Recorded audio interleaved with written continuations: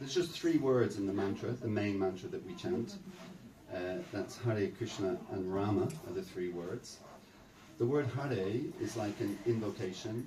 It's almost like asking for blessings of the Supreme Personality, the Supreme Being, to be able to chant the mantra as sincerely, as genuinely as we possibly can, primarily so as that we're glorifying the Supreme Person, but also then the benefit that we will personally derive from doing that. So it's like asking for permission, because actually, although it's completely free, the chanting of the Hare Krishna mantra, the benefits and potency of it are so unique and powerful that it's only right and proper that we should ask for permission to be able to chant these names. And the second word then, Krishna, is just literally means the most beautiful, all-attractive person. So it's a very nice name. Maybe there are some married people in the room. I won't embarrass anybody at the back who I know are married, but maybe there are boyfriend and girlfriends in the room. Maybe there are other arrangements. We won't get into that. But if your partner is calling you the most beautiful, all-attractive person, it's a wonderful compliment. It's a wonderful name to actually refer to your loved one as, like that, and vice versa. But also, it's a name for the Supreme Person, the most beautiful, all-attractive person. But the other thing is, that's so important, and so important for all of us, even though Shyam Dulal Prabhu gave a nice introduction and being around a long time, something that I still really have to learn for myself and certainly retain, or always retain, is that the name Krishna and the next name Ram, which means the reservoir of all pleasure, they're names describing the Supreme Person. So therefore, they are not sectarian, because they're just describing somebody. I remember when I first got involved with the Hare Krishna devotees in Soho Street back in those days, and when I was informing my father, my old man, my dad, that I was getting involved, he had an issue with it. As Prabhu said, I think he said I hail from Dublin. Actually, anyway, I won't get into those details. But yeah, so I have an Irish background. So most people, particularly in those days, 40 odd years ago, most people were quite strong Catholics like that, and particularly my father was. So he had an issue with me getting involved with the Hare Krishna movement. But then I explained to him, do you know what the word Krishna means? And of course he didn't, and I explained to him just like I've explained it there. And I said, so why would you have an issue with your God, who you worship as God in the Catholic faith, being referred to as the most beautiful, all-attractive person?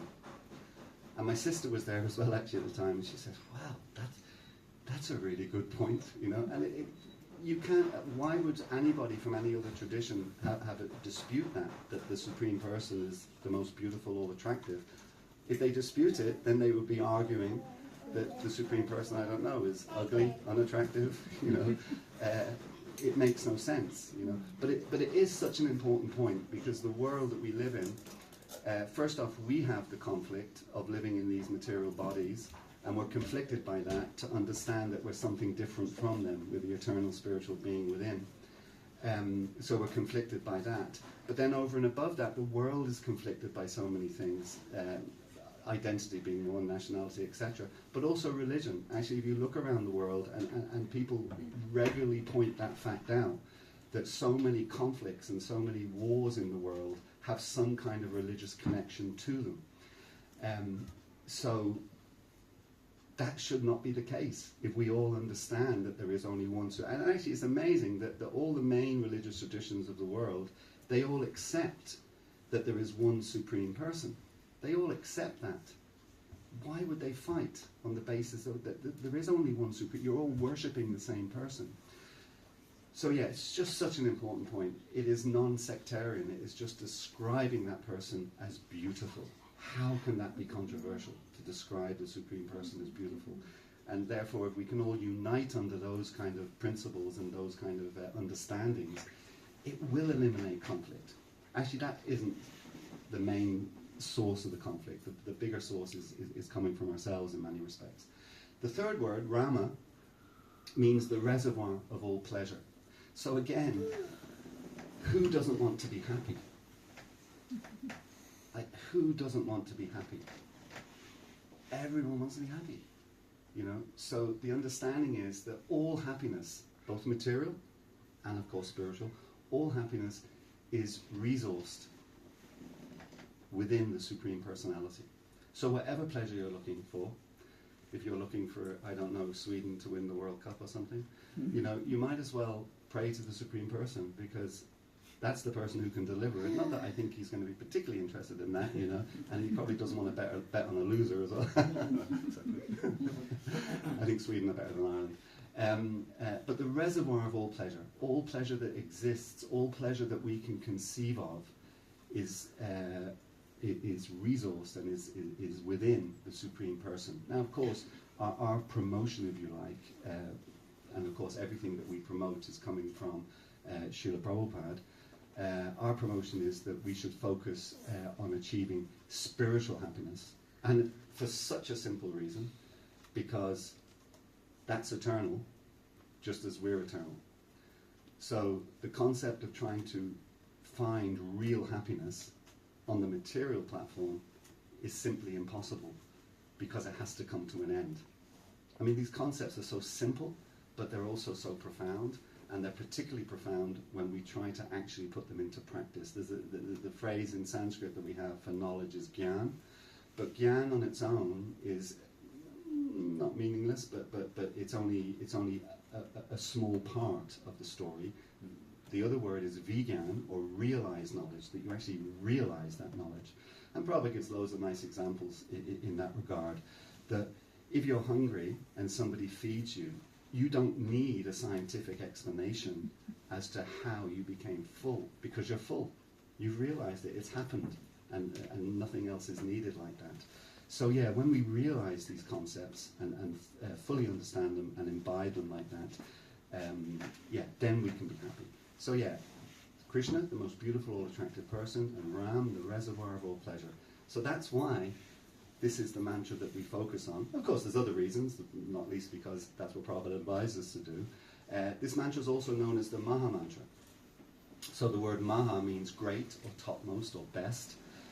And one of the reasons it's known as the topmost, great, best mantra is that there are unlimited mantras. This is another amazing concept. I remember as a 12-year-old boy, I remember it because I was simultaneously looking forward to and in trepidation of entering my teenage years. You know, I sort of somehow had figured out that entering your teenage years was a really significant time in your life. You know, so it was simultaneously exciting and nerve-wracking at the same time.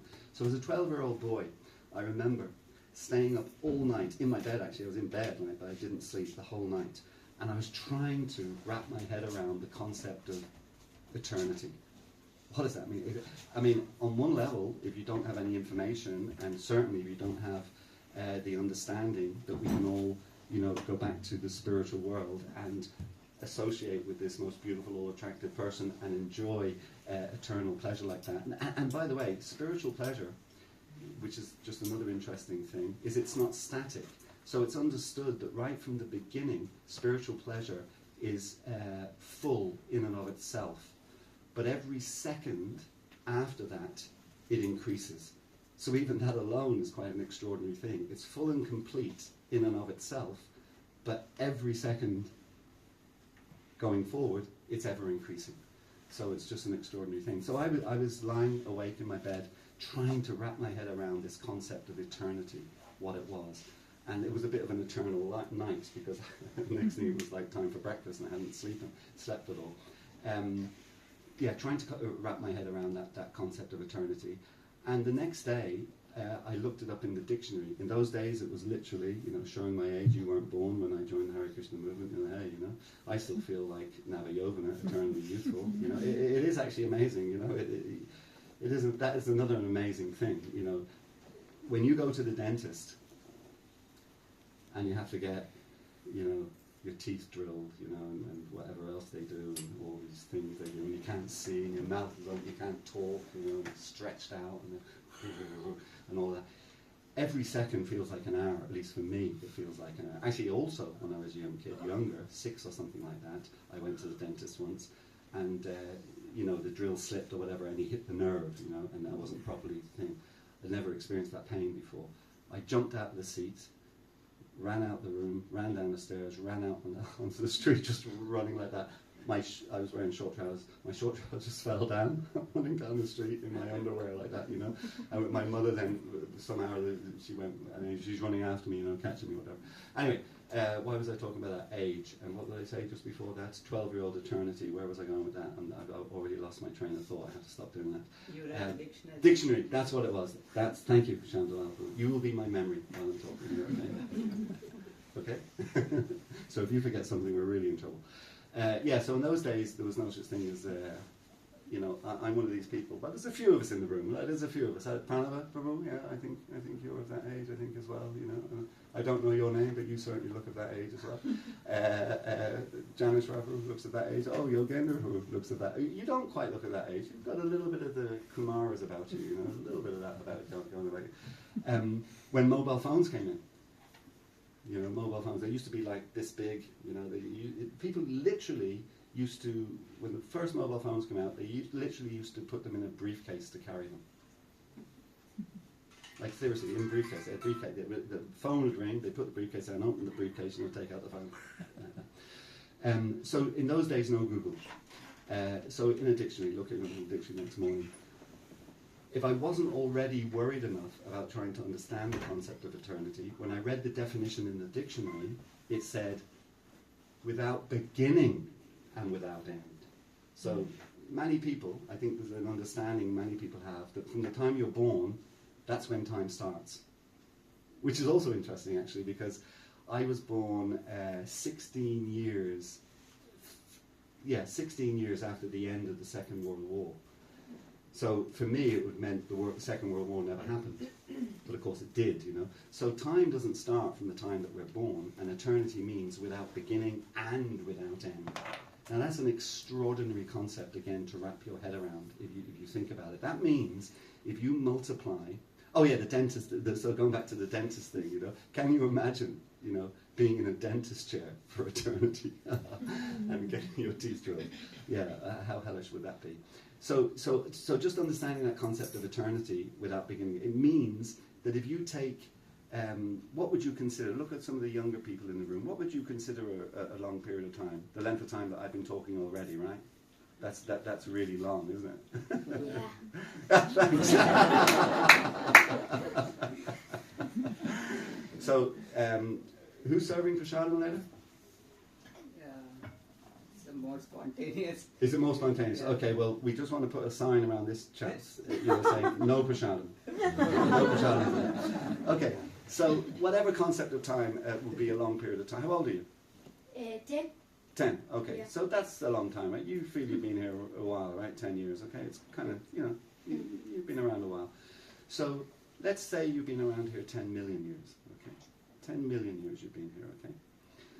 So take 10 million years and multiply that by 10 billion years, and then multiply whatever the answer to that is by 10 trillion years, okay? And then whatever the answer to that is, I don't know if we've got some mathematicians in the room, whatever the figure we have now, which is probably, if we printed it out, would be, you know, multiple times wider than the room that we're sitting in, and then multiply that by 10 zillion years. And now you're running, maybe that stretch all the way back to Almvix, where we just came from, you know? So whatever that figure is, it practically doesn't exist. It practically doesn't exist in the context of eternity. Mm. And that's why, you know, there is a philosophical understanding to say, this isn't happening. It's what we call a Chinta Veda Veda Tattva. It simultaneously is happening and isn't happening. Because it's so fleeting. If you've got eternity, it never ends. So no matter what length of time you try to measure eternity against, it has virtually no impact. So I'm talking now 10 million multiplied by 10 trillion, 10 zillion, all that kind of stuff. What to speak of the, what is it in Sweden, because you've got such a great social system and healthcare and all of that, women's average age is what, 82 or something, is it? And men is 78 maybe, something like that. Is it a rough average age? Let's say the average age is 80. Let's just pick 80 out of it. We have now reduced that zillion figure that we were just talking about that has no impact on eternity.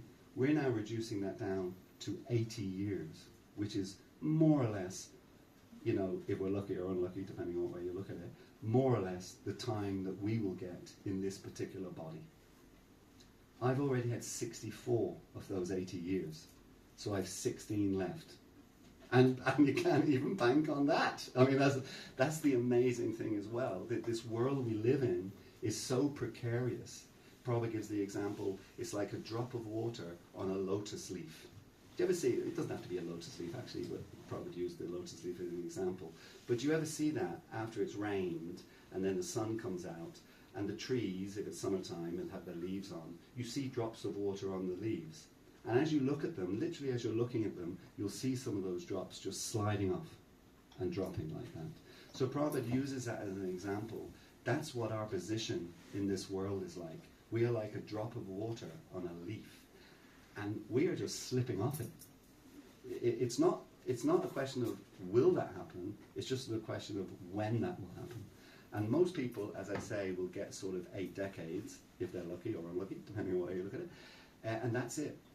So my question to all of you is, why would we invest all of our time and all of our energy and all of our resources in those 80 years?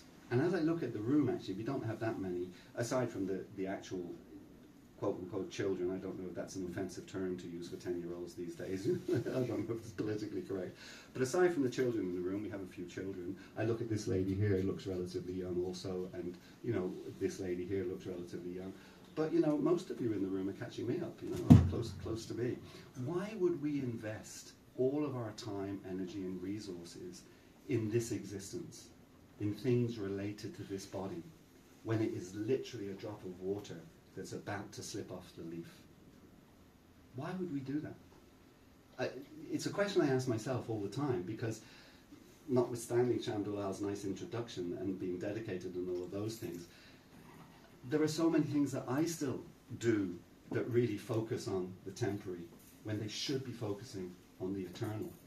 There was an English poet called Cowper, and he said that, and Prabhupada quoted him, he said that man built the city and God built the country, meaning kind of the country is mode of goodness, the city is mode of passion, mode of ignorance, like that. And Prabhupada used that as an example about essentially religion is created by man, and that's the kind of religion that won't listen to the name of Krishna being relevant for just any, anyone's version, if you like, of the Supreme Person.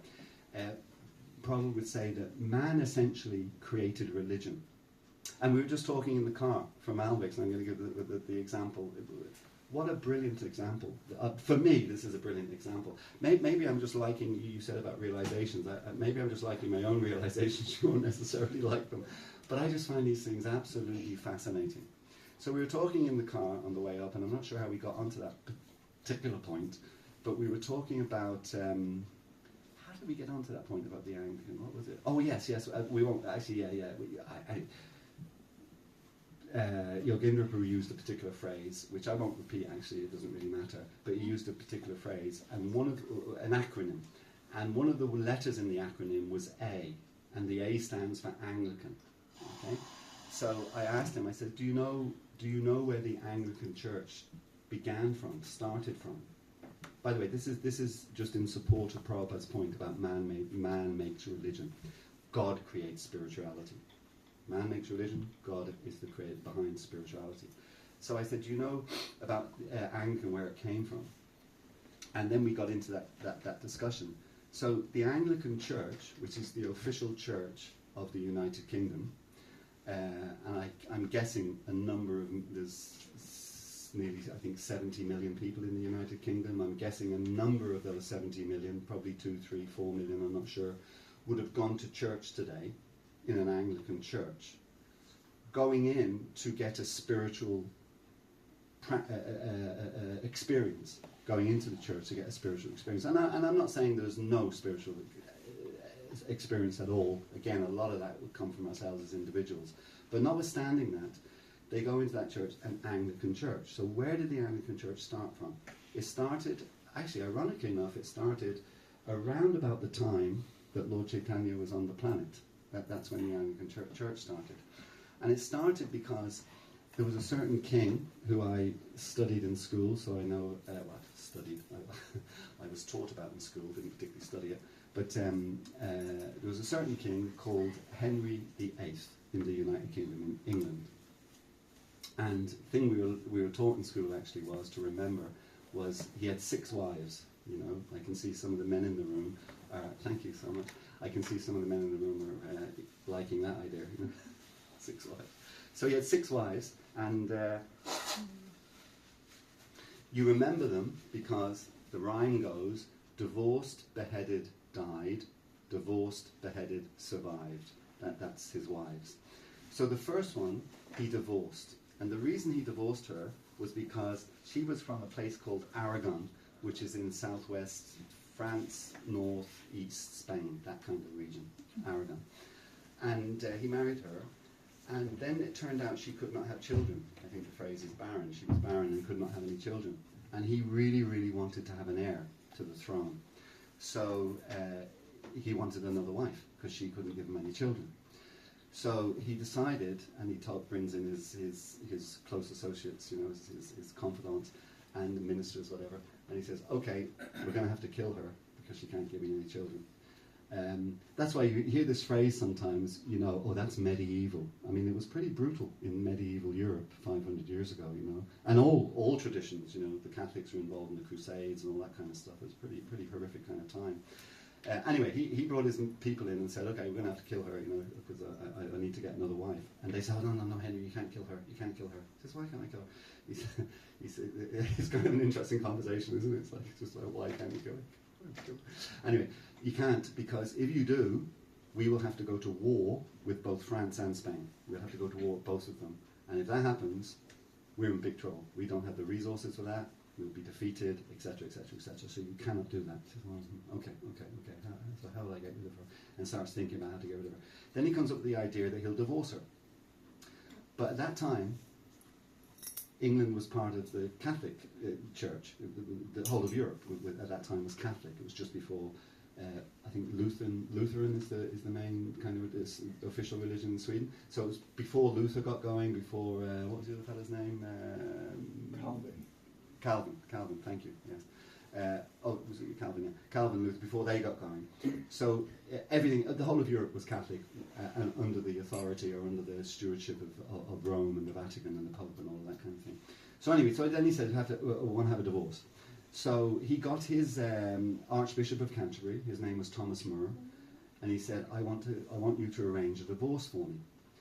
And Thomas More, you know, again, this is why all these things are mixed a little bit, because it's not that there's no kind of sincerity and spirituality. Thomas More stood on principle, and he said, no, I cannot do that, because that's against the teachings of the church.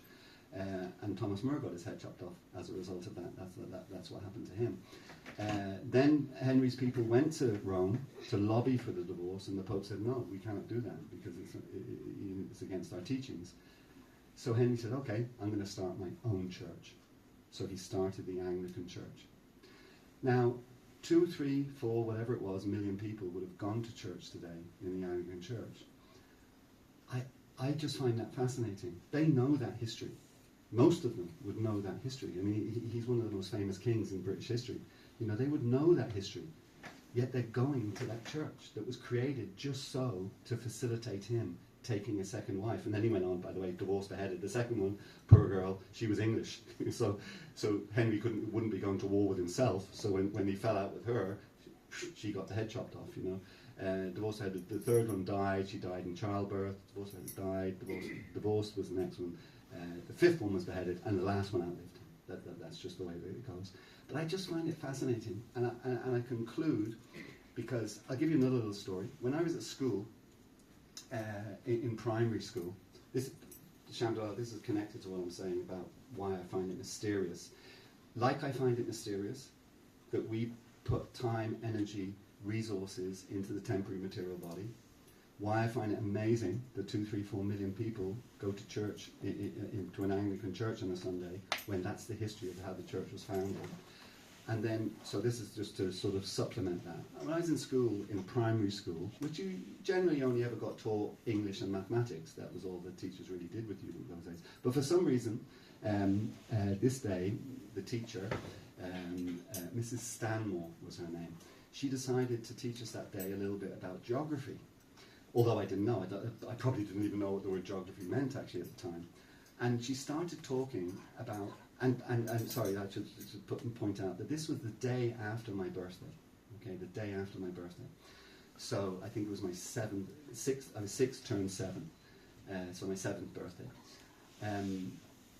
And my mother, on my birthday, she used to always buy one of these big cakes, sponge cakes that you get in the shops, you know, and 3 tiers of sponge, and in between each tier, loads of cream and loads of jam, you know. You won't be getting one today. Loads of cream. Is there a sponge cake on the menu now? Okay. Loads of cream and loads of jam. That's what you really wanted. Well, the sponge was kind of okay too, but the cream and the jam, my God, you know. Used to love when they put the knife in and squeeze the jam and the cream down a little bit, and then you'd run your finger all around the outside and you get all the cream and the jam. Anyway, so I had just had this big sponge cake the day before my birthday. Then I go into school the next day, and there's this geography thing, and she starts talking about sponges in the sea. And I'm sitting there thinking, why would anybody put a sponge in the sea? It would just make it all wet and soggy and salty. Why would anyone do that? Now you can call me stupid, you know, it's just turned 7, you can call me stupid, but somehow or another, I was focusing on my sponge cake the day before, and now she's talking about sponges in the sea. I'd never heard sponges in the sea before. Anyway, no big deal. Talked about it, you know, whatever, and that was it, over, went home, whatever. Maybe periodically I thought about it, you know, once in a blue moon, whatever. But a year or two later, I'm not sure exactly how long it was after that, a year or two later, I came home from school one day, and my brother was watching the television. And I don't know how many of you would be familiar, a lot of you are too young for it, I guess, but there used to be a program on television, British television, Irish television, called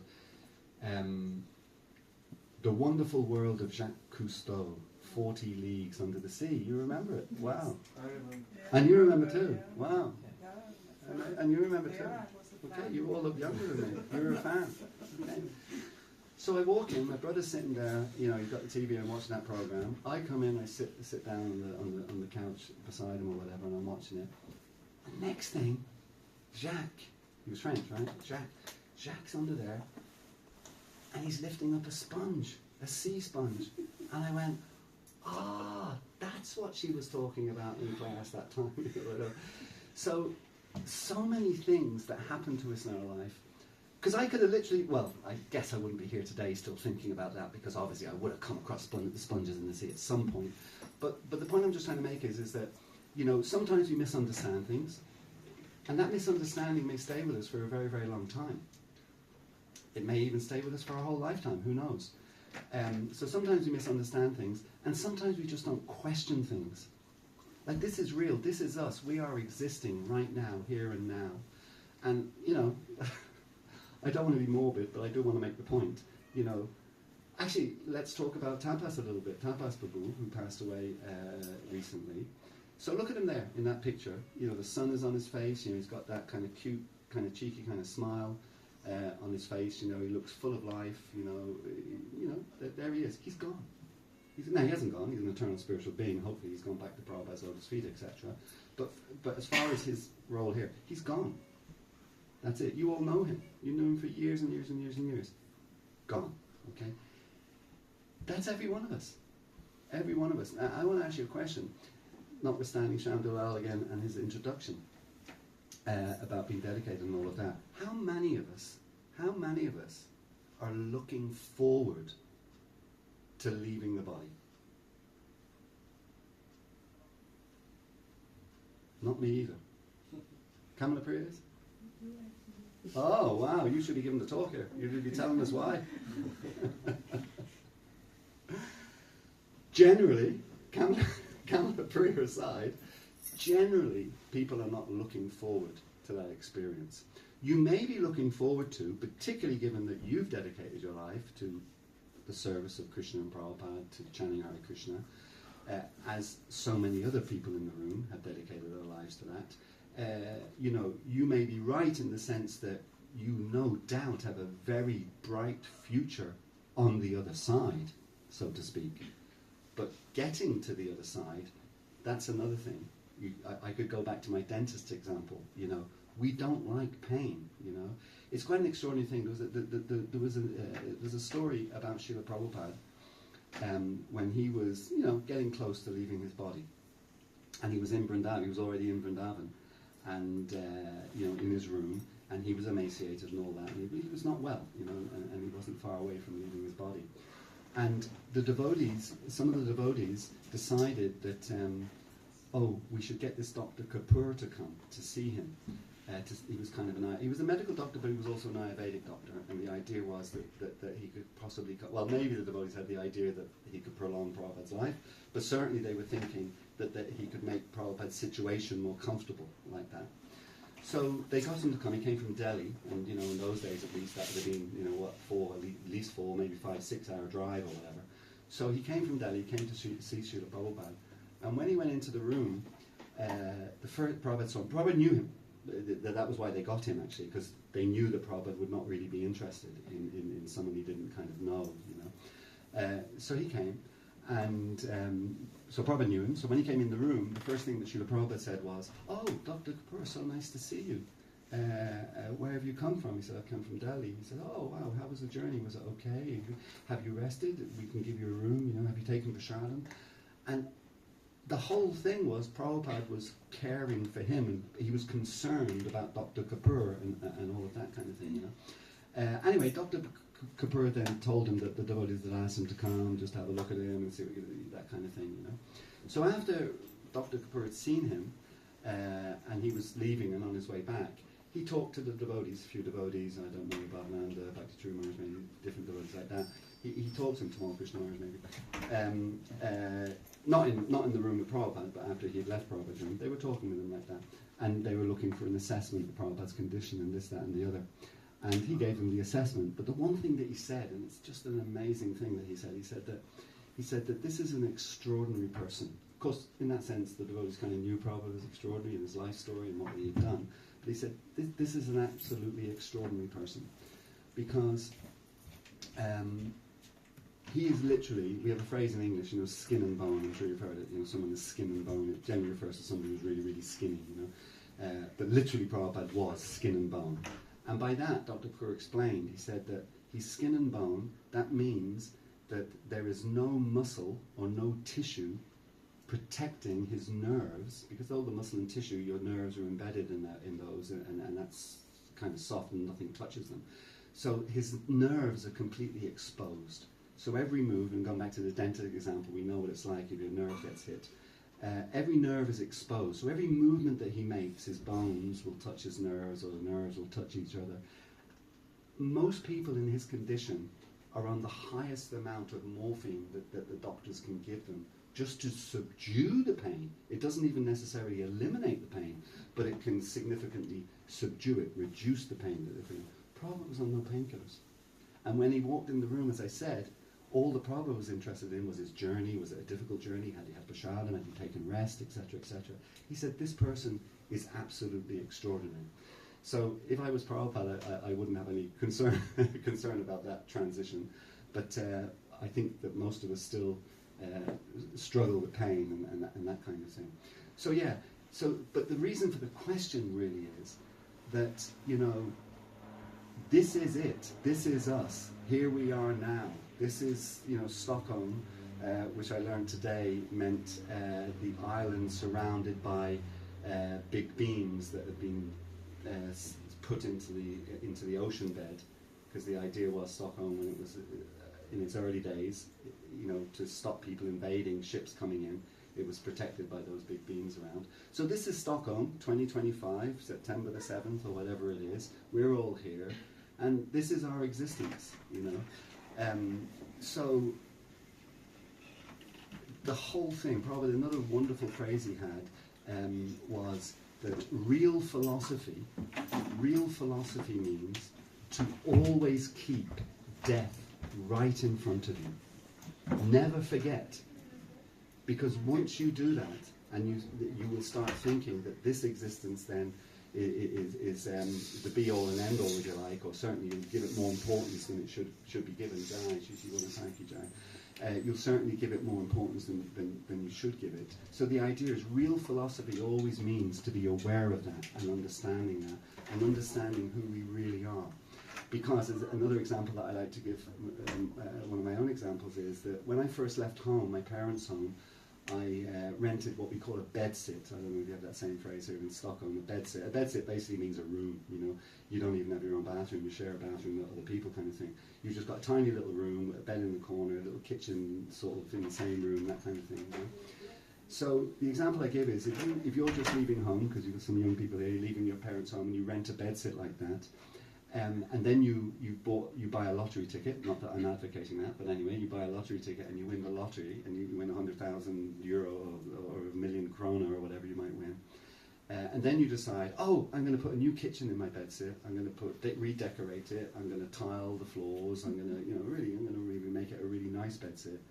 Your parents will tell you, no, don't do that.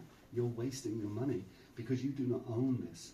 You know, this will just be to the benefit of your landlord, because your landlord owns this, and you're going to invest all your money into something that's going to benefit the landlord. Much better you wait until you purchase your own house, your own property, and then, yes, you can invest in it. So the bedsit is like this temporary material body. That's the bedsit. The home that we buy, the permanent home that we have, is the eternal spiritual being that we are, that is living within the bedsit, if you like, within the body. And that's what we should give all our time, all our attention, and all our focus to. And then we will reach the platform that Kamala Priya is on, that we will be welcoming and embracing the future and us departing these material bodies.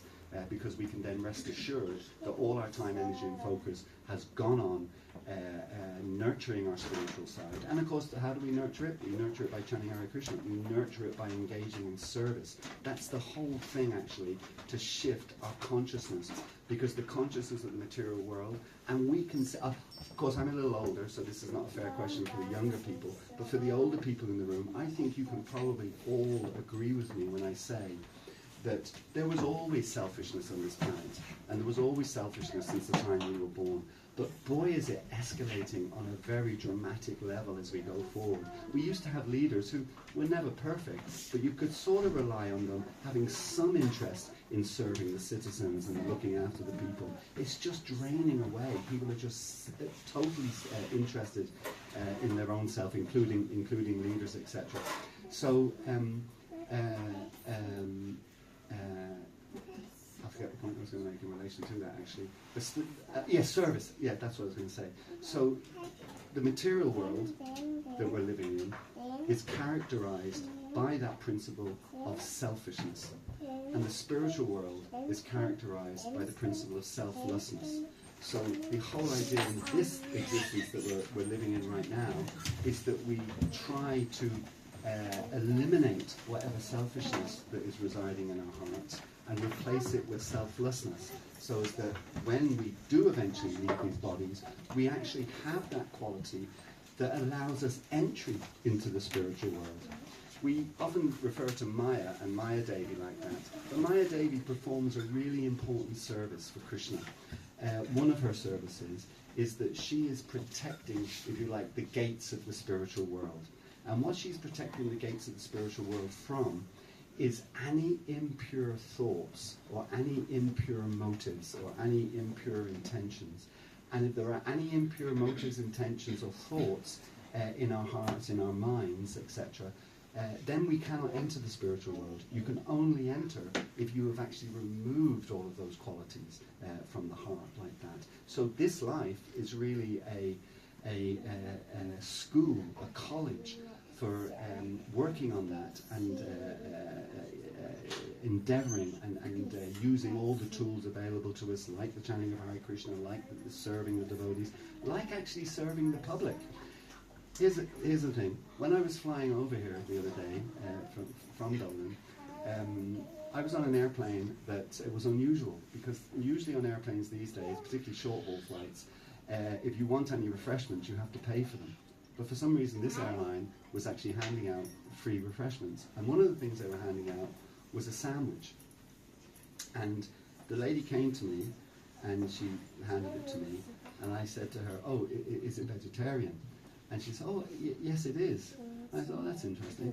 I says, "Are you sure there's no egg in it?" And she then looked at the ingredients, and she said, "Oh, no, there is egg in it. Are you allergic to eggs?" And I said, "No, I'm not allergic to eggs." She said, "Oh, don't you like eggs?" And I said, "No, they're okay." She says, so then she was kind of, I said, "No, but I haven't eaten an egg in 45 years. And she says, "Oh, why is that?" I says, "Well, it's not just eggs. I said, I haven't eaten any meat, any fish, or any eggs in 45 years, and I'm certainly not going to start now. So yeah, I won't be taking your sandwich." And she was very nice. She smiled, whatever. And then she said, "And why is that?" She asked me why, which was great. Of course, you can't have a long conversation with them because they have to keep moving, kind of thing. But she did ask me why, so I had kind of a brief conversation with her. But the end of it was, I said, so she's walking away, and I'm not getting anything to eat, you know, not a big deal, you know, but you know, like that. And I said to her, the last thing I said to her was, I said, "It's an interesting world that we live in, isn't it?" I said, by the way, sorry. When she said why, I said, and you know, I have this tendency to be quite kind of blunt. You know, I said, "Well, basically because I don't think any of us, not just me, you, everyone, I don't think any of us should be satisfying our tongue and our stomach on the blood and flesh of innocent sentient beings. That's why I don't have it." And you can really see it. You know, it's like, 'cause, you know, they don't hear that every day, I guess. You know, it's like kind of, you know. And it was very nice exchange. But then I said to her at the very end, I said, "Isn't it an amazing world that we live in?" I said, "Because I don't think it's right to satisfy our tongue and our stomachs on the killing of innocent sentient beings and drinking their blood and eating their flesh, because I think that's not a good thing, I don't get anything to eat on this plane." But everybody else, you're going to feed them. What an unfair world, you know. It's kind of like the bad guys, they're getting looked after. The good guys, you know, they have to starve. You know. But then I was thinking afterwards, and I was thinking, you know, and that's why I said, "Are there any new people here today?" Because that's our service. That will help us to become selfless. You know, it's not their fault. They just like I said, you know, sometimes people, they don't ask the questions for whatever reason, or sometimes what you grow up with. Like I grew up in a Catholic family, and you know, my parents were good people. You know, they were good people. You know, yeah, of course I'm biased, I guess. You know, although I had an interesting relationship with my father, actually. So, but you know, essentially they were good people. You know, and you know, God-fearing people. Basically, they would always be going to church, always helping with things like that, always concerned about other people, all that kind of thing. You know, they were essentially good people. I had an aunt, actually, my father's sister, who I know for a fact, you just have to trust me on this, I know for a fact that she never gambled in her life. She never took any intoxication in her life, aside from tea. Not even coffee, but tea. She doesn't eat tea. But no other intoxication in her life. Didn't smoke, didn't drink, nothing like that. And she died a virgin. She never had sex in her entire life. She was a spinster, never married, never had a boyfriend. And I just know that she died a virgin like that. But every single day of her life, she ate meat 3 times. For breakfast, for lunch, for dinner. Now you ask any devotee, and I'll represent all the devotees right now here because I've got the microphone. You ask any devotee of the 4 rules that we follow, that we endeavour to follow. So that's no intoxication, no meat eating, no gambling, no illicit sex life. Of those 4 rules that we endeavour to follow, I think if you ask any devotee, they will tell you the easiest one to follow is no meat, no fish, no eggs.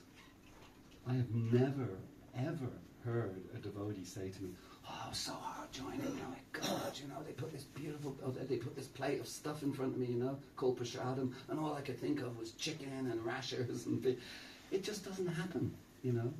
Becoming a vegetarian, particularly when it's replaced with this extraordinary food called prasadam, you know. I remember the first time I ate upma. Oh my God, you know. It was in Philadelphia, believe it or not. It was the first time I ever up that. I just couldn't believe it. You know, it was how you put it. I prefer savouries to sweets as a general rule, you know. But you just put a spoonful of this stuff in your mouth. Beautiful flavour, you know, savoury, beautiful, and it's just, you don't even have to chew it, it just melts. I was like, what's this stuff? You know, it's like you know, so becoming a vegetarian, it's such an easy thing. I mean, even for the non-devotees, it's a relatively easy thing to become a vegetarian like that, you know, but for the devotees, it's just so simple. So the easiest of those rules to follow, she was following the three harder ones. I think as a general rule, I think if we categorise them, maybe I'm ego projecting here, but I think the easiest one is meat eating. The second easiest is gambling, at least for me. That was always the second, because I never gambled. The third was intoxication, and the fourth was, illicit sex life. But definitely vegetarianism was the easiest. So here I have this aunt who's following the three hard ones, particularly intoxication and illicit sex life, her entire life. But every single day, she's eating meat 3 times. Just extraordinary. You know, if she just could have flipped that one, you know. So they don't know. You know, she was a good Catholic too. My parents were good Catholics. Every day they're eating the flesh of animals. I can remember going on holidays with them one time. Well, Matt, we were on holidays a few times actually, but just one time we were on holidays. We were getting a train from Dublin to a place called Kerry. Anybody ever been in Kerry? Just as a matter of interest, in the southwest of Ireland, Kerry. It's always interesting to see. Beautiful, beautiful place, Kerry. Actually, really beautiful place. Anyway, so we're on the train, and I can't remember the amount of times. We were quite young. I had 2 younger brothers as well, who was more saying it to them actually, my mother. But we were going down the train. I can't remember the amount of times you're passing by fields, and you've got cows, sheep, goats, whatever in the fields, and your mother's looking out the window and saying, "Oh, look boys, there's the beautiful sheep, there's the beautiful cows, there's the beautiful goats," you know. And then as soon as you arrive at your B&B, you're eating them. I thought they were beautiful. Of course, we at that stage we weren't making those kind of connections. But you know, in hindsight, you know, yeah, I agree they're beautiful. So why the hell are we eating them for tea? It's like so yeah. So on that plane and the whole thing about the anti thing, it's like it's just they don't know. They don't know. They don't have that information, and it's kind of quite kind of sad, really. You know that they don't. You know, because particularly in the case of my aunt, because she could have easily just given that up and she'd have been following the 4-area principle and just had to get the Shana Krishna and she'd be a pure devotee. So you know, that's our service. You know, and that will help us to become selfless by helping others. You know, it's a really kind of big part of it. So all those people on the plane that took that sandwich, rather than me having any resentment for that I'm sitting there, you know, not eating anything and they're all getting something to eat, it's the exact opposite. I should be thinking, how can we influence? At one point, actually, we were in discussion in the UK. We were in discussion with Air India for supplying prasad and meals on flights from London to different Indian airports, you know. But, you know, somehow or another, and again, that's why I asked, is anyone here for the first time? Somehow or another, that's really what we've got to do. You know, we don't keep this in-house. That's another wonderful statement from Prabhupada. I think you get it on the TOBP website, actually, one of those audio clips when you go to the website, you know. You'll hear Prabhupada saying, going to die is not to be locked up in our cupboard, you know. It's like, so in that sense, Govinda is locked up in our collective cupboard here. He's locked up, they're locked up in our collective cupboard. They're not meant to be locked up in our collective cupboard. Either we bring the whole world to our cupboard, or we bring Govinda to the whole world like that. And that, of course, is the whole principle of the Rath Yatra festivals that we have in multiple cities around the world every year. The idea is you bring Krishna out to the people, so everyone gets a chance to see Krishna, to hear about Krishna, to know more like that. But that is the only payment that we have for coming to Krishna consciousness. Prabhupada famously would say, this Maha Mantra. Oh, I didn't even finish that point, did I? Maha Mantra. Maha means great, topmost. And the reason it's the topmost is because there are unlimited, and then I got into the whole thing about eternity, there are unlimited mantras. There are no end to the amount of mantras available to us. And the understanding is that the reason this is called a Maha Mantra is just like when Krishna was leaving Dwarka to go back to, where did he go when he left Dwarka? Go back to, my brain's gone blank. Anyway, when he was leaving Dwarka, in Dwarka he had 16,108 wives. So you know Henry VIII? Krishna knocks you out of the park, you know. Krishna had 16,108 wives. So when Krishna's leaving Dwarka, he's leaving from his 16,108 palaces, because every wife deserves a palace, right? Do you have a palace? No? Okay, you can tell me who your husband is and I'll sort him out. Okay, so Krishna has 16,108 wives, and each of them has a palace in Dwarka. So when he's leaving Dwarka, he's leaving individually from each of these palaces, 16,108 Krishnas. But just as at the gates of Dwarka, just as he gets to the gates of Dwarka, all of those 16,108 Krishnas merge into one Krishna. And then he leaves like that. So why was I talking about Dwarka? Mantra. Yeah, mantra, thanks. So, unlimited mantras. Unlimited mantras. And the understanding is that when we chant the Maha Mantra, as well as getting the benefit of chanting this mantra, we also get the benefit of chanting all other mantras that are available. They're all contained, if you like, within this Maha Mantra. So, where was I though before I went back to that? I was talking about, oh yes, locked up in the cupboard. So Prabhupada says, you know, Krishna is not, Gaunataya is not to be locked up in the cupboard. One time, I won't mention any names, one time, a long time ago now, about 15 years ago, I went to London to a wealthy Indian personality in London who will remain nameless. And he had a place in Pall Mall, which is like a really expensive part of London. And he had this mansion, you know, it's quite amazing, you know. London's a very expensive city, probably very expensive. To have a garage in London, like literally a garage, to have a room like this temple room we're in here in London, would probably cost you somewhere between £250,000 and £300,000, something like that, you know. And that wouldn't even necessarily be in a particularly fashionable part of the city, you know. To have a mansion that has something like 60, 70 big rooms in it, you're talking tens of millions of pounds, you know. So we go in, you know, we're invited there for prasad and this kind of thing. Right? So we go there, you know, and then we take some prasad and whatever. And then he says to us, he says, oh, would you like to see our altar? Says, oh yes, we'd love to see your altar. So we get up, we walk, and we must have been walking, I'm not exaggerating, we must have been walking for at least 5 minutes to get to the altar. You know? So you walk through this room, and all these big rooms, big grand rooms, big high ceilings, you know, all really tall. You know? And you walk this room, this room, this room.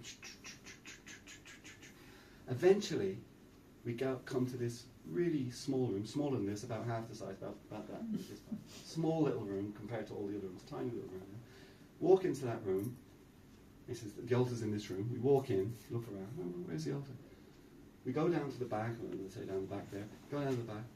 And he opens this little Mickey Mouse little cupboard. And it was like, I think it was, I can't even remember who the deities were. These little tiny little deities in the cupboard in the back, the smallest room in the house, in a little cupboard. And I remember, you know, Gaunataya is not to be locked up in your cupboard. I didn't say that to him, you know, because we were looking for a donation.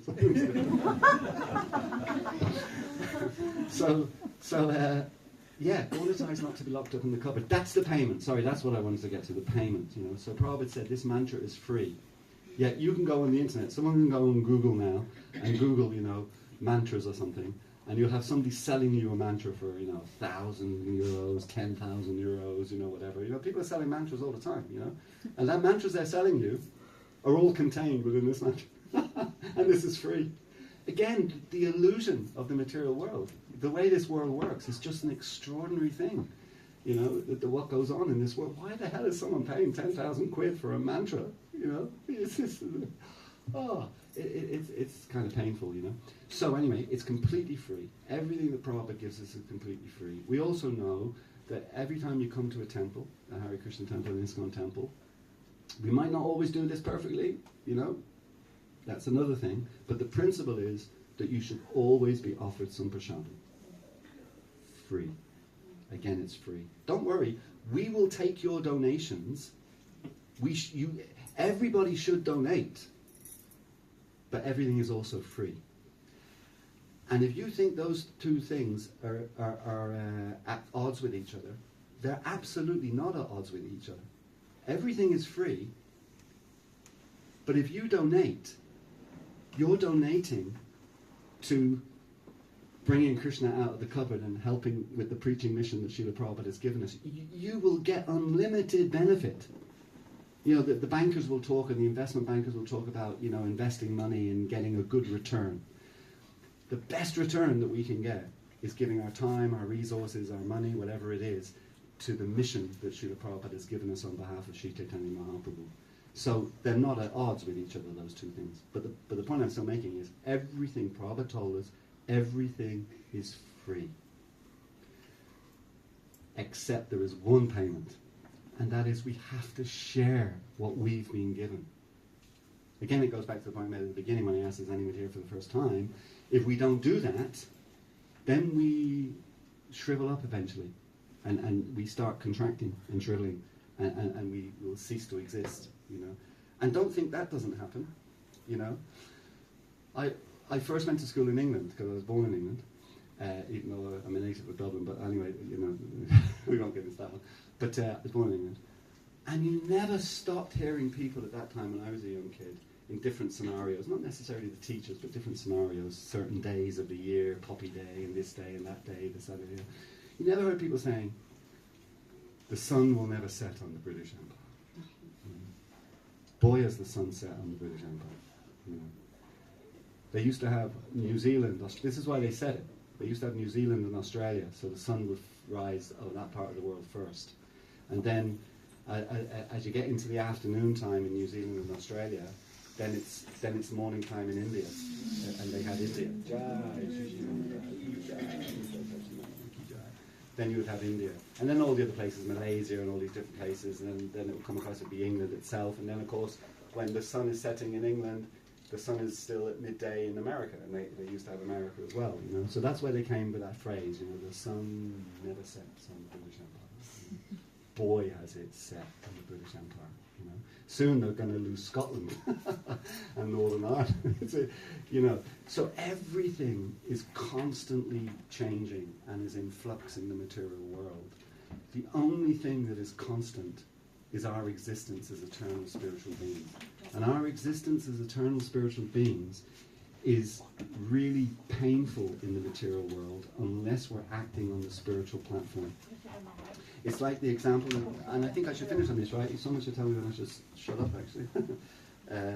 So maybe I'll finish on this example, I guess, right? Even though I didn't chant Krishna, but anyway. Prabhupada used to give this example, wonderful example. What's the main river in Stockholm called? Mälaren. Huh? Mälaren? Mallory. That's a lake, but river. There are quite some rivers like. We have water everywhere here. Well, no. I'm sorry I talked about geography earlier, and I got sponge cakes mixed up with sea sponges, But let me tell you something: the water in lakes comes from rivers. It doesn't just appear in a lake. It's fed by a river that's coming from a mountain somewhere. In the north it's like that very much. We can say Dalälven. Elba. Let's just use Elba, just as an example. So the river Elba, let's say. Give me the name of the lake. Give us the name of the lake. A lake, Mälaren. Mella. Yeah, it's a big lake. Okay, Mella. Mälaren. Mälaren. Okay, so Lake Mälaren, okay? So, if you go down to Lake Mälaren, and particularly because we're in Sweden, which is such a socially, environmentally conscious country, I'm sure the water is drinkable in Lake Mälaren. Oh, look, you're agreeing with me. Yeah, it's drinking water. Well, I have my doubts. I'm not drinking it. Okay, you can be the guinea pig. Okay, so you go to Lake Mälaren, okay, and you do some fishing. Okay, imagine devotees. That's another thing. Sometimes I go. Well, actually, I go running actually, and sometimes I'll be running along rivers, and loads of people are fishing, I tell you, so many times I just feel like stopping and saying, what the hell are you doing? Like, what are you doing? It's so horrible, They catch them with those hooks, and the fish, and the fish is writhing like this, like crazy, trying to, like this struggle for existence, It's existence. Of course, it's not, because it's also an eternal spiritual being, but it's thinking that its existence is now, being challenged like that. Anyway, so you go down to Lake Mälaren and you do some fishing, okay? And you take the fish out of the water, and you put them, but you don't use a hook, you use a net. So you get the fish out by a net, you know, and then you put it in a bucket of water and bring it back. What's the most affluent and opulent and prestigious part of Stockholm? Östermalm. Esterman. I heard Esterman twice. Great. I heard it twice. So you're both right. So how many people have a house in Esterman? Oh, look at this way. Come here, stand up and come on, reveal yourself. You know, I've just spoken for the best part of an hour, and now you're. And now when I said, do you have a house in Esterman? And she goes, oh, I wish I did. I don't. No, I didn't mean that way. No, I live in Brahmakot, so I'm really happy. That's the real one. Yeah. Okay, fantastic. I'm just joking. Okay, so Istaran or whatever it's called. Okay, so you bring this fish that you've just taken out of Lake Malaran. Actually, Lake Malaran doesn't really work actually as an example because you've said you could drink the water. I usually use the river in Dublin is called the River Liffey. Okay, it's called the Liffey. Okay, and it's dirty, stinky, smelly, dark, cold, all of those things. You know, it's just a city river. You know, right in the city centre kind of thing. You know? It's certainly cold. Obviously dark, because and you know, it can be smelly, definitely smelly at times, and certainly you wouldn't drink it. I guarantee you. You know, you wouldn't drink the water out of the. You might go back up the mountains where it comes from and drink it, but you wouldn't be drinking it as it's running through the city. Absolutely not. So we take a fish now out of the River Liffey. Okay, we put the fish. We bring the fish in a bucket of water on the airplane. We'll ask the fish on the airplane, you know, are you okay eating a sandwich that has egg mayonnaise on it? So we fly the fish over to Stockholm, and we go to Isterin, to your house in Isterin. And we go to the house in Isterin, or Isterin. Östermalm. Estermal. Where did I get Isterin from? It sounds like what do you call it? One of those things we have in our bodies, Easterin or whatever it's called. Estermal. Ostermalm. Estermalm. Okay, now we're really getting it. I'm getting about 10 different versions of this part of Stockholm, you know. Why can't you just have a simple name like, you know? Yeah. Anyway, that place. So, we go to that place, and we go to the best mansion you can find in that place. Okay? And we bring the fish in, and we go into the main room, and there's one of those, remember those Park and Knoll chairs that you could get, you know, and you just push a button and they go back, and the thing extends out for your feet, and it goes out like that, and it's just like a big relaxing reclining chair thing like that, right? Okay, give me that. And then we put on the television, and the television, you know, when I was growing up, there was a band called, you probably know them, called Pink Floyd. I'm sure you've heard of them, right? And they had a song one time that had a lyric in it, and it said, and it was again on this point about, you know, because they always wrote about those kind of things, you know, the kind of, they analysed actually the material world very, very well. They just didn't have a solution to it, you know, because they hadn't got Krishna Consciousness. But anyway, one of their songs had a line in it that said, talking about being opulent and having lots of money and the whole thing, and this person in a hotel room, and they say, and I have 13 channels of SHIT to watch, you know, 13. Now you have 3 million channels you can watch, right? It's just unlimited, right? I mean, people come from India, and I think that's one of the reasons. Well, maybe Indians are pretty good actually. They already know English, but from other parts of the world, people come from other parts of the world, and they don't learn English anymore because they're just watching the television from home because everything's piped in from all over the world. It's just an extraordinary thing. So now you have hundreds and hundreds of these channels. It's an incredible thing, you know. Someone said to me the other day, they had sent me a link or something, and they said, "Did you watch that link?" And I said, "No, I didn't actually." I said, "People send me links all the time. But you have links coming out of your ears, out of your nose, you know. It's like if I click on every link that someone sends me, I mean, I'll just do nothing else, and I still won't even get through all the links, you know. And it's just like, even the word link, you know, it links to another link goes. That's why you go down. What do they call it? They call it this death scrolling. It's a brilliant term, actually, you know, death scrolling. Although they should change the term social media to unsocial media. That should be, we should start that movement. You know, we should never use the term social media anymore. We should use the term unsocial media. Anyway, links. Yeah, links. You know, you just get lost. Yeah, but death scrolling, that's a great one. you know, because literally you're signing your death warrant, you know, and people just become zombieized, you know, literally, you know, and how do you know what this thing? I think I've criticised the Brits quite a bit, right? So I'll give them a bit of credit now. I'm a Mongol, by the way. You know, I have a right to criticise them because I was born there, you know, even though I've got an Irish background as well. So, you know, anyway, I'll give them a bit of credit now. If you go on the BBC website, you can go onto a link on the BBC website, and it talks about the protocol that their journalists have to follow before they can put something out either on the website or TV or radio or whatever it is. Oh my God, it's so exacting what they have to follow and check and make sure it's verified and all this, like it really is, you know. I mean, it's leaving aside spiritual life, just from a material point of view, it's kind of good that we have people who really do want to have high standards like that in public life and media life and whatever it is, you know. But these people are death scrolling. What are you reading? Who put it up there? What's the authenticity of it? You know, how do you know it's genuine?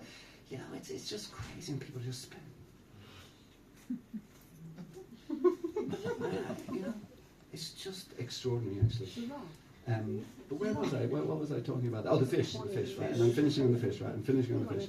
So, you take it out, the fish out of the dirty liffey, put it on the airplane, fly it over to Stockholm, go to that town, that suburb that I can't pronounce properly, and go to the best place, in the Park and Old chair, reclining chair, everything like that, put the TV on. The fish has got like 3,000 channels to choose from, including the fishing channel. I'm sure he'll avoid the fishing channel.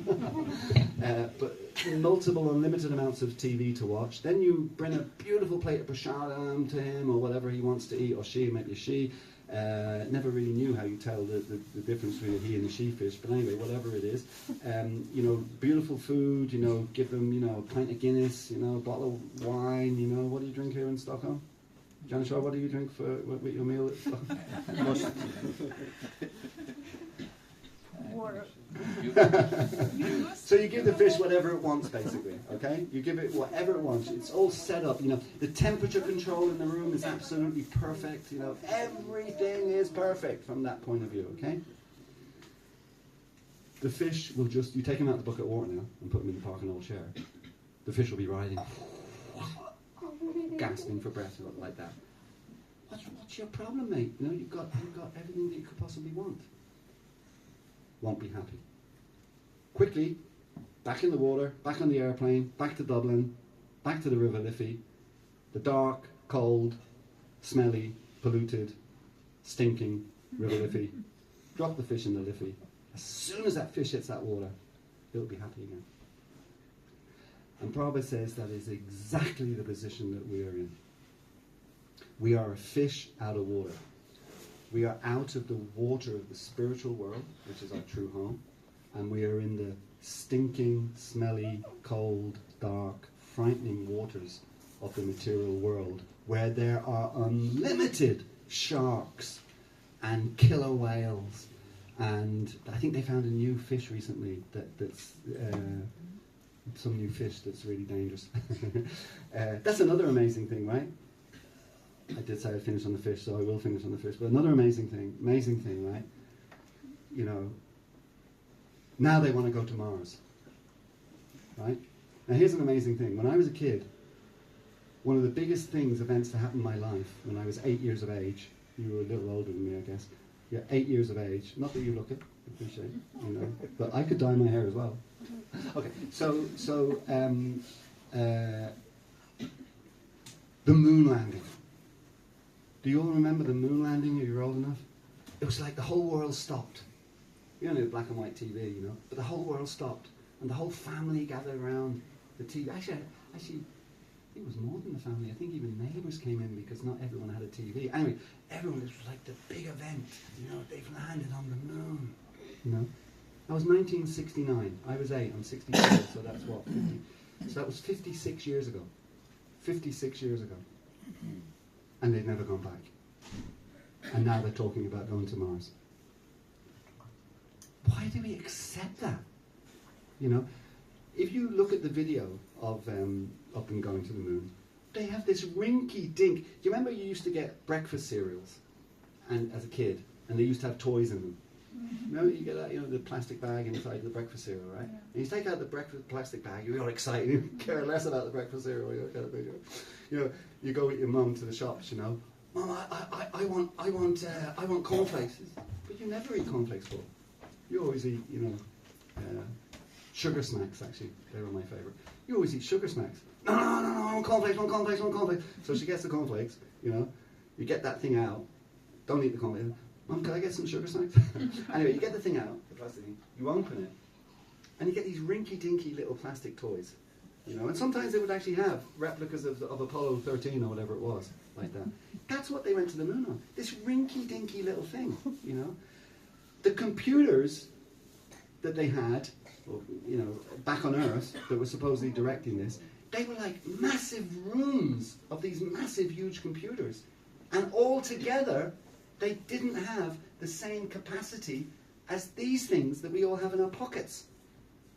Yet for some reason, when you ask them, well, why are we going to, oh no, it's complicated, it's going to be more complicated this, we need that, we have to do this.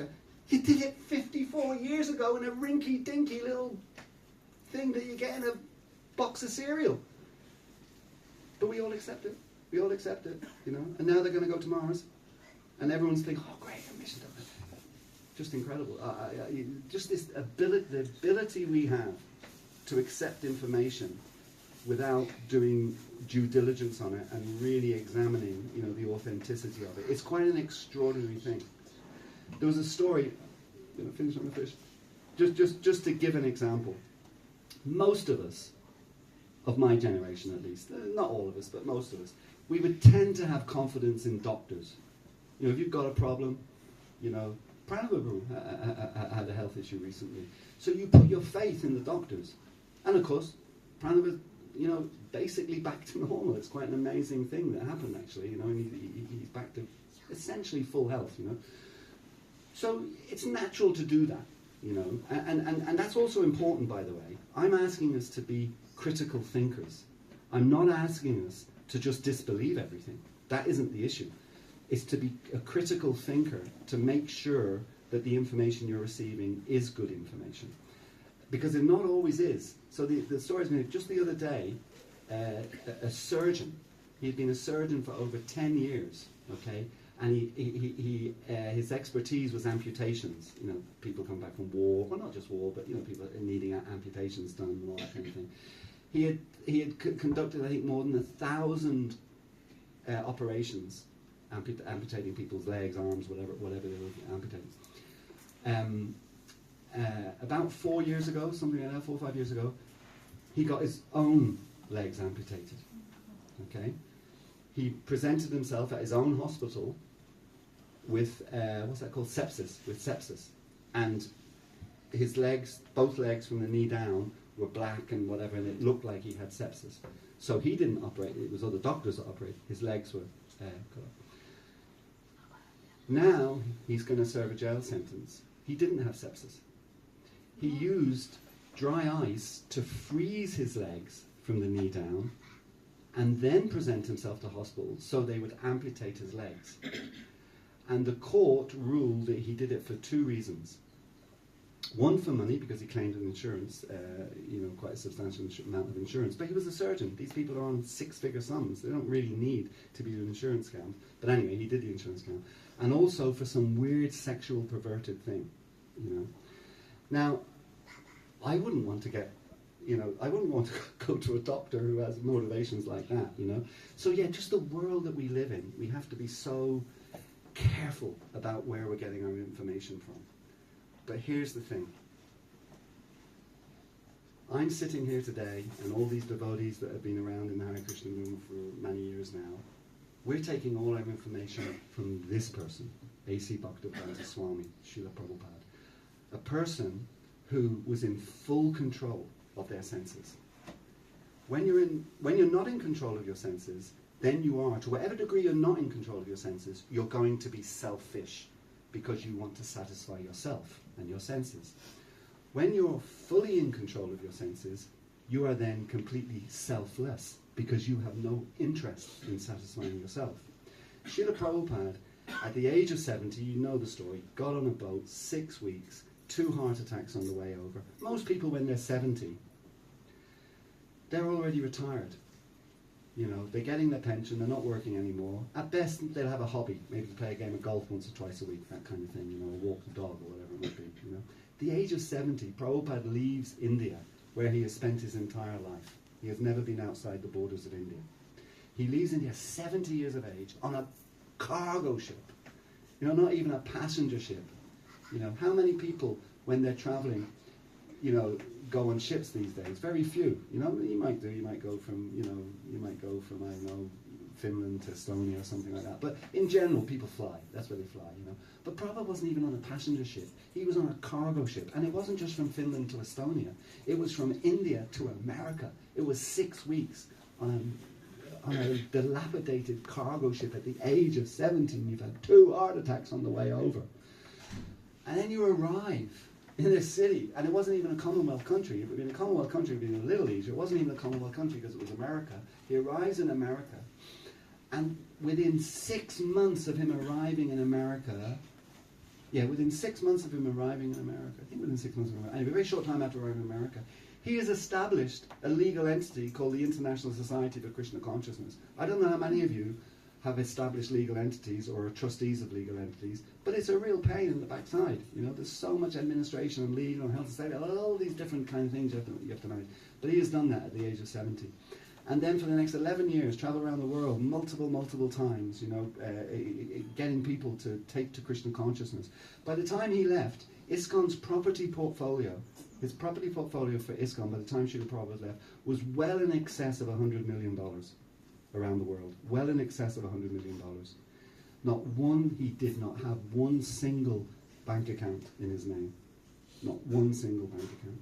So, you know, that's the person that we're taking our information from. And that's the kind of person that you don't really have to do due diligence on. The due diligence has already been done. And therefore, we can have faith and confidence in what he has told us, what he has presented to us, what he has asked us to do.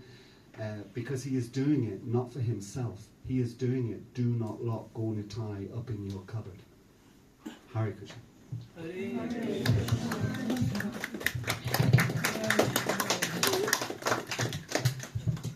I don't know if anyone has any questions or comments. I'm not sure the timing of the whole program either. But if anybody has a question or a comment, I will take at least 1 or 2 or whatever, if there are coming. Please. You spoke something that people just don't know, you know. And I used to walk around, there's a little lake there, like 3.5 kilometers or something, when I started my young town. And I used to meet people.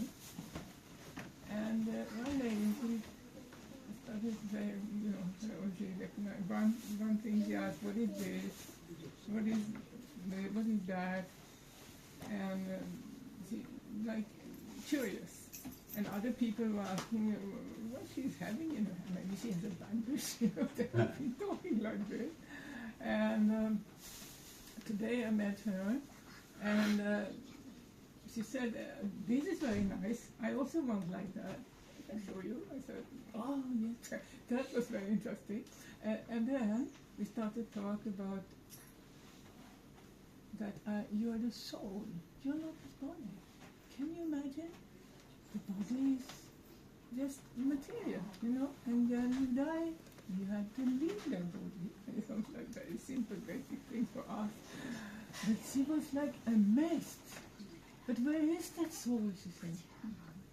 Said, come, your hand, show me your tongue. What is this? I said, my tongue? And then we went to the nose and something else and like that. Then where are you? And she didn't know. And you are the soul. You're just like that driver in the car. Oh. But where is it? In your heart. And you're not alone, I said. There's another person with you. I started to, she was totally amazed. She said, I have a friend who is Buddhist, I have a friend who is Christian, she said, you know something? I said, this is ABC. That's really nice. It's really nice Just a when people. little example, you know. How, but she's anyway asking questions. It's an interesting thing from a kind of strategic point of view, because I've been making this point that we shouldn't keep Krishna locked up in the cupboard. But also, you know, when we approach people, we have to be very careful, because if we approach them in a way that maybe intimidates them, maybe they're not interested in being approached, you know, that they won't necessarily be receptive to what we have to say. But when someone asks us something, that's just, they've unlocked the door, because they've actually invited them to hear what you have to say. So that's a very powerful thing, if we can somehow or another. That's why Prabhupada always wanted us to wear a devotional dress as much as possible, because people will inquire, you know. Actually, just a funny story I just have to quickly tell, because you said about the bead bag, you had the bead bag, and she was, what's that, and what's in that kind of thing, you know. Years ago, we were doing Sankarsana, you know, so we're just doing Sankarsana. Anyway, those days you just get up very, very early, you know, chant rounds, actually, you know, get up at like 2:30 and, you know, chant early and all that kind of thing. Anyway, I was travelling with one other devotee, his name is Varuna, and we were in a guest house, you know, a B&B. And when we arrived in the B&B the night before, we went into our room, and it was this tiny little room. You could barely open the door, and there was just 2 beds in it, you know. It was like tiny, you know. So we were saying, God, you know, there's no way we're going to be able to chant our japa here. It's just too claustrophobic, you know. So the town was called Ross Trevor in Northern Ireland, in County Down, Northern Ireland, and there's a forest park not too far away. So what we said was, great, what we'll do is tomorrow morning, get up, have a real quick shower, jump in the car, and we'll drive to the forest park, and we'll chant our rounds in the forest park, in nature. So great, no problem. So we woke up the next morning, quick shower, jumped in the car, drove to the forest park. As we're driving to the forest park, it starts to rain. By the time we got to the forest park, it was absolutely lashing down, you know. So this is like 3 o'clock in the morning, and this, by the way, is 1984, 83, 84. In Northern Ireland, some of you are too young to remember, in Northern Ireland at that time, there was a thing they called the Troubles.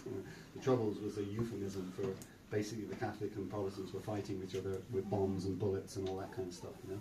So anyway, 3 o'clock in the morning, in the middle of that terrorist kind of culture that was happening in Northern Ireland at the time, 3 o'clock in the morning, pitch dark, in the middle of a forest park. We then don't get out because it's lashing rain, so we're both sitting in the car. And Varuna, even more claustrophobic, and Varuna, he was Indian-bodied actually, and you know, he wanted the heating on because it was kind of, you know, it was chilly. So we're sitting in the car, 3:30 in the morning, chanting our rounds. He's got the heating blasting on in the car like that. What do you think happened after 5 minutes? Fell asleep. Fell asleep. 2 of us, completely asleep, snoring away, you know. Next thing that happened, I was woken up, and the next thing, it's this blinding white light in our faces, you know. And, you know, it really disorientates you. That it's an incredible thing, actually. It really disorientates you. So it's really strong, blinding white light, and you know, you're really struggling to sort of, you know, figure out what's going on. So after a minute or two, whatever it was, I started to get my peripheral vision back. I could just see out the side of the car. And as I'm getting my vision back, I'm noticing, I couldn't see in detail, but I could see the silhouettes. And basically, there was tanks all around our car, you know. And there were a combination of army and police people down on one knee with machine guns pointing at the car, you know. And I thought, no, that was Hare Krishna. No, then I said, Varuna, don't move, just don't move anything, just literally try not to blink, just do not move, you know, because I knew what was happening. That they obviously, someone had, we had left the lights on in the car actually. He had left the lights on just so we could see something kind of thing out, you know. So someone had obviously seen us, you know, and made a phone call and said, oh, there's something weird going on, you know, got people in 3 o'clock in the morning or 3:30 in the morning in the middle of the forest park, you know. So then the army and the police come out, surround the car. The light was coming from a helicopter. There was a helicopter as well. I could hear the helicopter as well. That was shining the thing like that. So we're in the because one of the problems with that is the army guys, they're British. The police people are Northern Irish. The army guys are English or British, and most of them are just 18 years of age, because they're the ones who go out in these kind of that type of work. You know, they're just young kids, you know, and they're what you call trigger happy. because they're afraid. If we're terrorists, then their thing is, well, we're going to take you guys out before you take us out. So the whole trigger happy thing.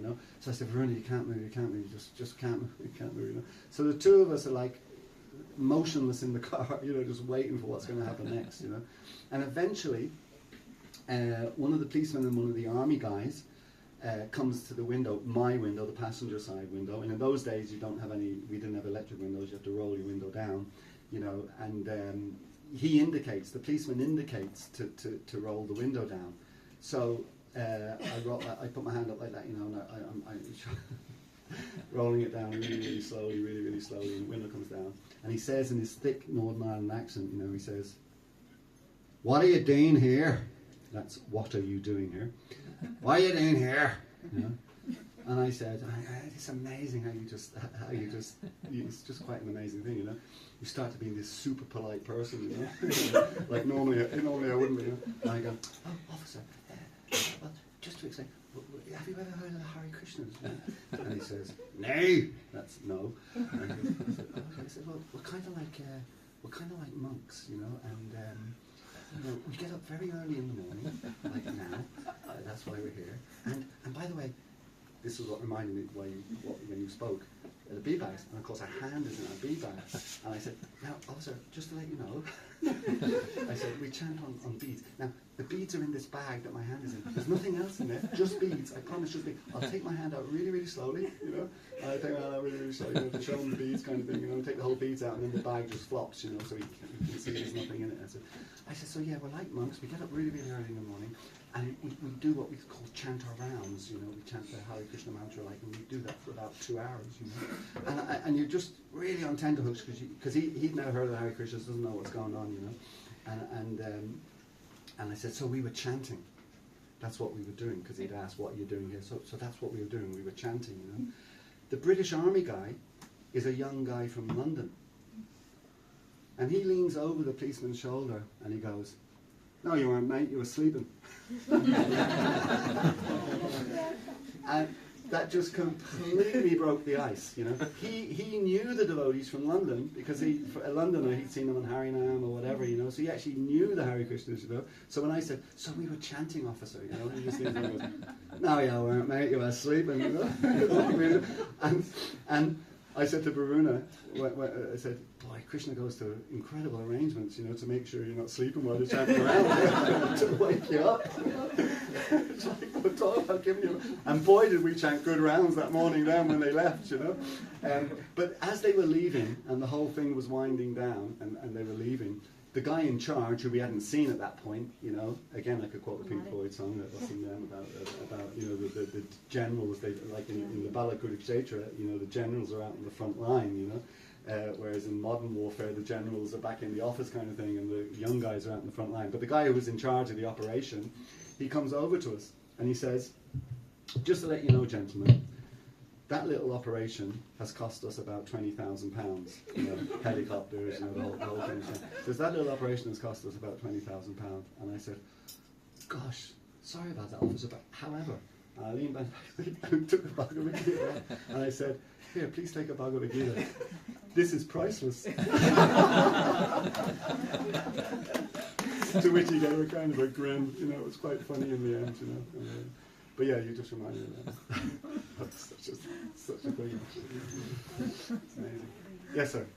Yeah, so thanks. I had so you touched upon a lot of themes, and I had questions about all of them. But I'll perhaps Just talk about the fish, because you have to finish on the fish. No, I'm joking. Oh yeah, it actually does have to do with the fish. Okay. So I think at one point you talked about the hierarchy of renunciation by talking about the 4 abstinences. No gambling, vegetarianism, it had to do with sexual abstinence as well. Now, Illicit sex, actually, sex for procreation. Krishna says is abstinence, is renunciation. Yeah. So I'll just focus on the vegetarianism part. Sure. That has to do with the fish. Yeah. So I was thinking about this relative of yours who you mentioned, who had meat 3 times, and I was wondering if she in any way goes against the ideal of vairagya, because one way to think of vairagya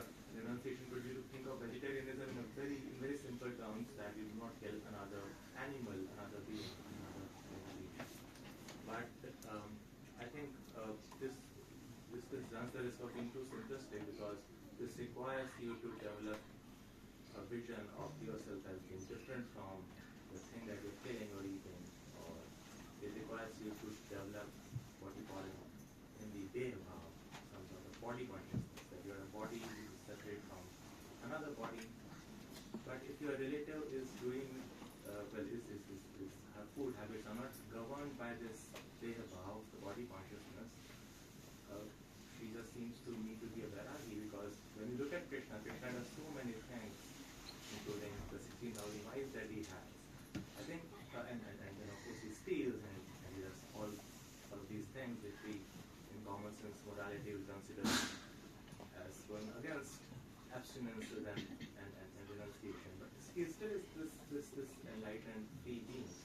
So freedom doesn't require, it seems to me, following certain set of common sense moral principles, like vegetarianism, understood in this very simple manner, where you only eat one set of living beings like plants, but not other set of living beings like animals, fishes. It requires developing a vision in which you will really not see these differences between the others. So coming back to the fish, or rather the meat eating habit of your aunt, I did not see any prima facie reason why or how she goes against the idea of renunciation of that. She might very well be. Who are we to judge her just based on her outwardly bodily functions, her movements in this Maya, in this world? She might be free, for all we know. So I think it would be too presumptuous of us to look at others and comment on like that. Yeah, this is my big questions that have come in. Yeah, it's not a question of being presumptuous or judging. I was expressing it more from the point of view of compassion and it being unfortunate. The point I think you're making, although I'm not 100% sure, but it sounded like to me, and maybe I'm wrong, maybe I picked you up wrong, that that there's nothing wrong with eating other animals. I think that was essentially that. So okay, maybe I should have said it in the beginning. So I'm not. Let me just clarify the point of view that I don't. So I'm not speaking against vegetarianism. I'm not speaking for illicit sexual relations. I'm just curious. So that's where I'm from. So Vairagya requires freedom from this vision of looking at things in a right and wrong manner. That's where I'm coming from. Or rather, that's what I would like to believe. So there is nothing inherently wrong about eating meat, nor is there inherently right about eating plants. What Vairagya requires is rising above these differences, where you make these distinctions in the first place. These are just disturbances in the world, and this is the nature of Maya. So once you develop this vision of from one point of view, I would agree with you, because ultimately it's not a question of what we think is right and wrong or what we think is best. It's what we are informed to do by others who know better than us. So if Krishna tells us that it's okay to eat cows, then we'll eat cows, because Krishna is the Supreme Personality of Godhead. But Krishna doesn't tell us to eat cows. He specifically tells us not to eat them. So it's the instruction that we're getting from the Supreme Personality of Godhead that is handed down through various acharyas, right down to the most recent acharya, A.C. Bhaktivedanta Swami Prabhupada. So it's the instruction that we're following, because we don't know independently ourselves in that sense. But to say there's no difference between right and wrong, or that you're saying that's vairagya, that's renunciation, to conclude that there's no difference between right and wrong. No, that is not the conclusion of Bhagavad Gita. That's not the conclusion of Shastra. There is right and wrong. And that's throughout Scripture, throughout Shastra, explaining what is right, what's basically in the mode of Sudasattva, or transcendental goodness, and then what's in the mode of goodness, what's in the mode of passion, what's in the mode of ignorance. And we are always advised to not act in the mode of ignorance, We don't merge it and say, no, it doesn't matter if I renounce, it doesn't matter, so I'll go out in the street and I'll eat stool on the street because I'm renounced. No, that's not what Krishna informs us to do. It's not what Shastra informs us to do. We can still do it. We're free, like you said, we're free. Without free will, the very basic principle of our existence, then none of this, we wouldn't be having this conversation now. You know, we have free will, so we can do whatever we want to do. But that does not mean there aren't consequences for what we do, both good consequences and bad consequences. But from the point of view of bhakti yoga and the life of a devotee and one who's serving Lord Krishna, the idea is that we want to transcend both the good consequences and the bad consequences, because the good and bad consequences come as a result of being in the material world, and we want to transcend the material world. And then you transcend karma, you transcend reincarnation, you transcend consequences when we return home back to Godhead. But ultimately, going back to the original point I made, I agree with you from the point of view that we shouldn't make moral judgments based on this activity and that activity. We shouldn't make judgments at all, and it wasn't a judgment on it was my aunt. It was more just wow, you know, you lived a life, quite a pure life in one way, but there was one thing that you were doing that was relatively easy to stop, but through lack of knowledge, through lack of someone informing you, you didn't do that. But ultimately, for us, we follow the authority, the spiritual authority. So if the authority tells us that it's okay to eat X, Y, and Z, then we will eat. But the authority says, no, it's not. Krishna explicitly says in Bhagavad Gita what he accepts as an offering. And meat, fish, and eggs are excluded from the list of things that he will accept to be offered to him. And as devotees of Krishna, we only want to eat foods that have been offered to him. So if we can't offer him fish, if we can't offer him eggs, if we can't offer him meat, then we won't eat it because we can't offer it to him first. So it's more based on the principle of authority, really, rather than our own kind of speculation or our own kind of judgments as to what's right and wrong. Yeah. So, but the compassion point is a really important point. You want to add to that? The compassion point. I'll just say the compassion point is a really important point, because ultimately Bhagavad Gita also tells us, Vijaya Vinaya Sampane Brahmani Gavi Hastani, that the sage sees everyone with equal vision. They don't make distinctions. And that's one of the reasons why we don't kill animals, because we understand that they are from a spiritual point of view, they are equal to us. They're eternal spiritual beings, just like we're eternal spiritual beings, and we have no right to impose our will on them and impose suffering on them by deciding we're going to kill them and eat them. But over and above that, that's what we're being told by our spiritual authorities. So we follow our spiritual authorities. I have a question connected to that also. But we have less time, so I'll quickly. So the question is, what do you think is the scriptures say, or Prabhupada Krishna says about the destination of such souls who are very sincere in their devotion to God, but because of uninformed knowledge, they have practiced celibacy, they have practiced praying every day to God and serving and preaching the God's glories, but somehow doing something unknowingly wrong. So what's the destination of them after the... Yeah, well, obviously I don't know the specific detail of the destination, but the principle is that every single living entity, so that's all the insects, we've just driven from Alnwick's. I don't know how many flies and insects that we killed on the way when hitting the windscreen, but, literally we probably killed hundreds, flies just driving 45 minutes here today. Those flies are eternal spiritual beings. Every single one of those flies and every insect, every living entity ultimately will go back to the spiritual world. That is the destination that we're all on, the journey that we're all on. The only issue is, it's not even an issue, but the only point to make is when we will go back. That's the only issue. So somebody may go back when they leave their body this lifetime. They may go directly back to the spiritual world. Someone else, it may take them 1 billion lifetimes to get there.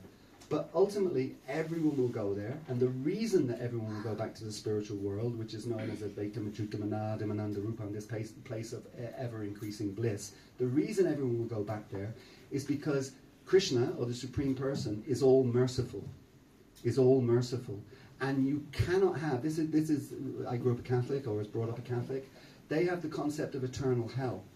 You cannot have, the concept of an eternal hell and an all-merciful supreme person, you cannot rationalize those two things. You cannot have an all-merciful supreme person and an eternal hell.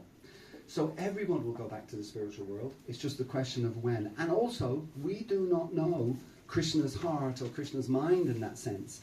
So, you know, my aunt may be back in the spiritual world now. I don't know. You know, just like, for instance, if a devotee on the path of devotional life, and they've really made huge strides of advancement, and they're effectively pure devotees, but then for some reason they fall down from that platform. We don't know how Krishna is going to deal with them. He may excuse that and say, no, that's okay, you had a wonderful life of service, or many lives of service, you had one little stumble, I will overlook that. Or he may just decide, okay, we'll just bring you back for one more lifetime, and he might bring you back in the body of an animal, which has no free will, it acts on instinct, so therefore animals do not accrue karma. You only accrue karma in a human body, because you have free will and you have choice. So animals have a real advantage to humans in that once you're in an animal body, you will progress up the evolutionary scale next time around. Animals cannot go backwards. Only humans can go backwards. So Krishna might do that. He might say, okay, listen, you'll come back for one more life as an animal. You're going to be born in Vrindavan, the holy place, and you just have to live out this one more life, and then you go back like that. So we don't know what Krishna's going to do. But from our point of view, we cannot presume that for ourselves, and it's kind of like, don't demand to see God, but act in a way that God will want to see you. So for us, we should never take anything for granted, and we should always be trying to make more and more of an endeavor, and to help more ourselves and to also help others in the spiritual path. We should always be trying to seek to do that. But we should never, ever judge, particularly somebody who has actually practiced devotional life. There's a wonderful section from a book called the Madhurya Kadambini, where Srila Vishwanath Chakravarti explains about offences. And, you know, anybody who has uttered one syllable of this mantra, so not even the whole mantra, but has just uttered, you know, maybe one day somehow or another they said Ra, and the next day they said Ma, and that makes Rama, you know. No matter what they're doing to our external eyes that may be completely weird and crazy and offensive and so many different things, we should not criticize. We should not criticize. And that was my point about on the airplane. You know, it's not a question of criticizing, it's a question of understanding what the situation is and seeing how we can help that situation to bring more and more people onto the path of devotional life, you know. So I apologize if I came across as of course it's my aunt, so it's a slightly different thing, it's a familial relationship, but I apologize if I came across criticizing. I was just feeling so unfortunate for her, you know, because I know how much of a struggle it's been for the last 45 years to control, you know, sex life, to control all of those types of things.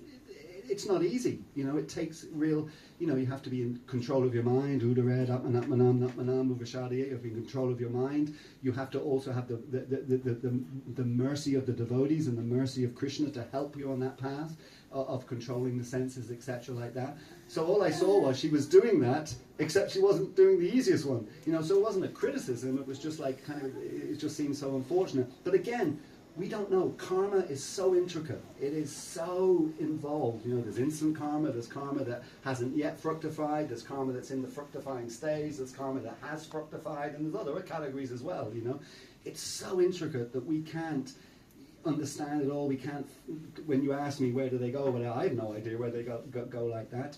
But for us, as individuals, just again to answer your question, there's somehow or another, you know, it's a bodily, we're making a distinction on a bodily platform to say that we shouldn't eat this and we can eat plants. By the way, just for the record, everything is offered to Krishna. That's why one of our books is called Higher Taste. I don't know if we have it there, but it's called a karma-free diet. If you eat vegetables without offering them to Krishna, then there is a karmic reaction to that, because they are living entities. You know, the cauliflowers and the peas and all these things, they're living entities. So they get killed in order for us to eat them. So before we eat them, we offer them to Krishna and we ask him to take the karma away. And Krishna, that's a deal that Krishna gives us. He says in Bhagavad Gita that if you eat certain foodstuffs and offer them to me, then I will take that karma like that. But he will not take the karma for the killing of animals or the killing of fish like that. That he will not take. So therefore we don't eat them, because there's no way that we can eat those things without incurring karma. So, yeah, I hope that helps. But we should stop now, Sham, right? We should stop. I think personally people can ask questions during Prasadam maybe. Sure, and yeah, sure. Perfect questions, and you can ask perfect questions and get imperfect answers. Thank you very much. What's the next part of the program? I'll give it to you. Yeah. Jai, Hare Krishna.